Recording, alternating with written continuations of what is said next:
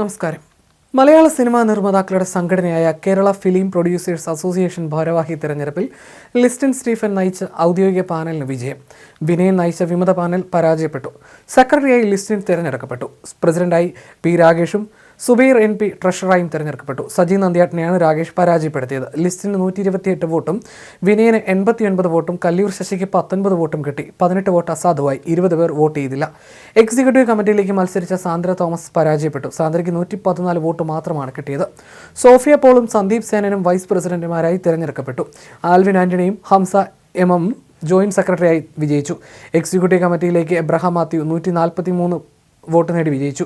കിരീടമുണ്ണി 194 vote, Siyad Kokker 165 vote, Evershine Mani 189, Santhosh Pavithran 167, Joby George 139 എന്നിങ്ങനെയാണ് vote കണക്ക്.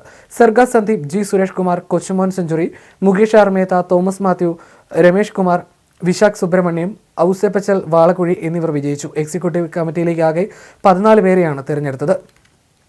ഫലപ്രഖ്യാപനത്തിന് പിന്നാലെ തനിക്ക് വോട്ട് ചെയ്തവർക്ക് ലിസ്റ്റിൻ നന്ദി പറഞ്ഞു.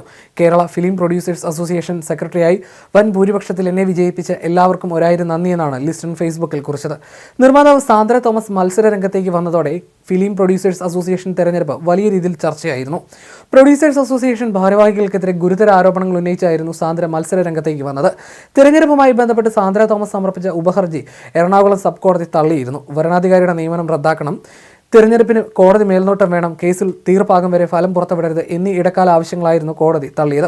പ്രസിഡന്റ്, ട്രഷറർ സ്ഥാനങ്ങളിലേക്ക് സാന്ദ്ര നൽകിയ പത്രികകൾ വരണാധികാരി തള്ളിയിരുന്നു. നിർമ്മാതാവ് എന്ന നിലയിൽ 2 സിനിമകൾ മാത്രമാണ് സാന്ദ്രയുടെ പേരിലുള്ളതെന്ന കാരണത്താലായിരുന്നു ഇത്. എന്നാൽ താൻ സംയുക്തമായി നിർമ്മിച്ച സിനിമകൾ വേറെയുണ്ടെന്നായിരുന്നു ഹർജിക്കാരിയുടെ വാദം.